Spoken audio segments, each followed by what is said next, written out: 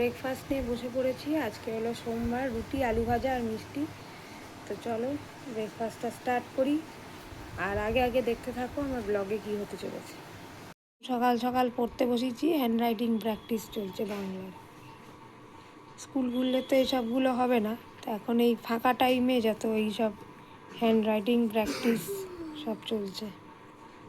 এই যে ভাত, বেগুন ভাজা, শাক ভাজা, মাছের টক, মা পাঠিয়েছে, এটা ভেটকি মাছের ঝাল, ডাল, আর এটা কালকের আলু পোস্ত। লাঞ্চটা ছেড়ে ফেলি, ছেলে ঘুমিয়ে গেছে, মেয়েরও খাওয়া হয়ে গেছে, চলো খেয়ে নিই। Good afternoon. এই যে প্যানের মধ্যে ঘি দিয়ে দিয়েছি, আর এই যে মাখনাগুলো ভাজবো, সব মাখনাগুলো দিয়ে দিলাম,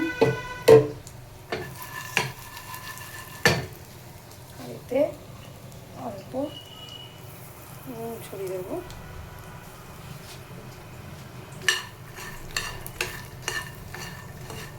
নিয়ে এগুলোকে রোস্ট করে নেব।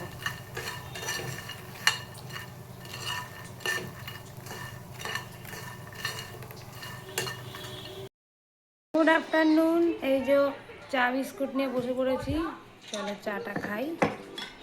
এইদিকে তোজো বাবু চা খাচ্ছেন, তার সঙ্গে আবার মাখনা বানাচ্ছে, পিজা, ব্রেড পিজা, তাই তো তোজো? ওলে বাবা রে, চকলেট পিজা বানাচ্ছে, ওলে বাবা রে, ওলে বাবা রে, ও বাবা কি সুন্দর। মোচা করছি, দেখো সব রকম নারকেল টারকেল কোড়া সব দিয়েছি, গরম মশলা গুঁড়ো, ঘি, নুন, চিনি, চলে এটা মিক্স করে এবারে নামিয়ে দেবো। খেতে কার ভাল লাগে এই নারকেল কোড়া দিয়ে? আমার তো বেশ ভালোই লাগে, মন্দ লাগে না।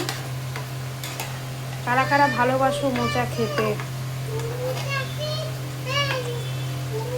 একটু কমেন্ট বক্সে জানিও, মোচা খেতে কার ভাল লাগে।